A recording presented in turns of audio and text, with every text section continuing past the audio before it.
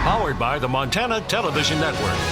This is the 5:30 News on Q2, Montana's news leader. Good evening and thanks for joining us. I'm Russ Riesinger. Janelle's off tonight. What was considered the most polluted stream in Yellowstone National Park is clean again. Millions of gallons of water treated after metal contamination from a mine leached into Butte Creek, but now clean water is flowing once again. Managers from state and federal agencies gathered near Cook City to mark this milestone.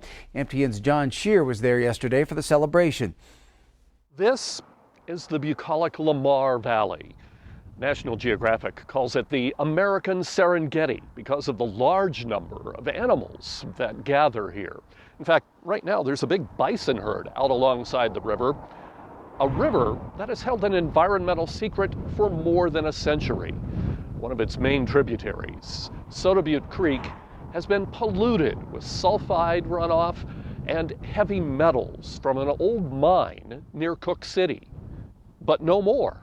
All the iron and copper and lead that was associated with the mill site is now gone. It's so clean now that the creek has been removed from the impaired water bodies list. It was the first abandoned mine lands project to be delisted as a result of a cleanup.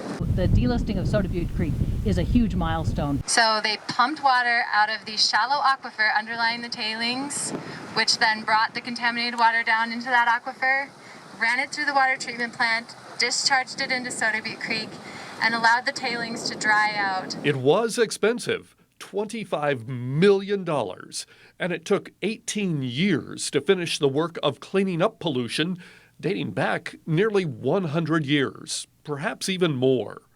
But now, fishermen take newly returning cutthroat trout from not far downstream.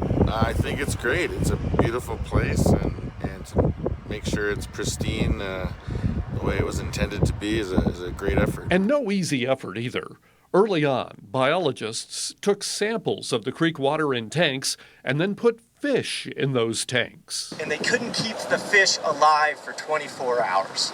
Now, the cleanup of Butte Creek, which you see right here, was time-consuming and expensive. But it was also high priority because these waters flow into the oldest national park. Near Cook City, just outside Yellowstone National Park, I'm John Shearer for MTN News. All right, thanks, John. Well, John's up in a place where you might not be surprised to see a mountain lion, but some Billings residents sure were when one was captured on surveillance video 3 times this week. 5:15 Monday morning, I looked and I'm like, holy crap, what is this? And 5:15, across my front yard here, I see this big cat. Sure enough, it's mountain lion. Data you can Well, I use. think a lot of us would have said the same thing. Brandon Bertrand wasn't the only one whose surveillance cameras captured that mountain lion this week. For 3 straight days during the morning, it was seen on tape by neighbors there on Mariposa Lane, just off of 17th Street, below Rocky Mountain College. Came through on my cameras just right across my yard here. And then the day before, he crossed over my neighbor's driveway and into the front of my truck. I've seen turkeys, I've seen deer come through my yard. I've had turkeys on my roof before, but never a mountain lion. Well, Brandon thinks the big cat may be sniffing out some chickens that both he and his neighbor keep, but there are also a lot of rabbits roaming that neighborhood. Last week, MSUB put out a warning after a mountain lion was spotted near campus. All right, let's turn our attention to weather now. Bob, we've got the Big Sky State Games happening at Dallas Stadium. How's the weather looking for the athletes? Well, you know, historically, it's very hot. It's usually the hottest weekend of the year for us, but this year, we're missing it by a couple of days, so it's going to be pretty nice out there. Let me show you. It's time for the Big Sky State Game opening ceremonies tonight, and here's what our forecast is talking about. It's going to be partly cloudy, 81 degrees. We do have a slight 20% chance for some isolated showers. Winds are not going to be much. They'll be out of the northwest at about 5 to 10 miles per hour, but for the most part, it's going to be a very comfortable night out there. I know they have the Montana Mile, and that looks like that's not going to be too hot for us either. And then for the next day or so, check this out. We're looking at the temperatures getting back up into the 70s for tomorrow, and mostly sunny skies all the way through. It's going to be a good Big Sky State Games this year. Back to you, Russ. All right, thanks, Bob. And we will be checking in there at the Big Sky State Games a little later in the newscast, hopefully. Well, camping has long been a popular pastime, but tonight we're looking into the future of it. Q2's Zoe Zandora met with the CEO of Campgrounds of America to find out how you can take a virtual tour of the future of camping. Rubbing two sticks together and making a fire, rolling out a sleeping bag or pitching a tent, camping, an outdoor experience, something Campgrounds of America has been providing to people for half a century, and they are plotting the course for the next generation of campers with Campground of the Future project. You can actually look at them in virtual reality, or you can go online and navigate through, and then we put descriptive copy in there that explains what the concept's about. So it took into account things like technology advancements, environmental considerations. All these things will become very commonplace in other parts of your life, and how that will infiltrate our business on the campground.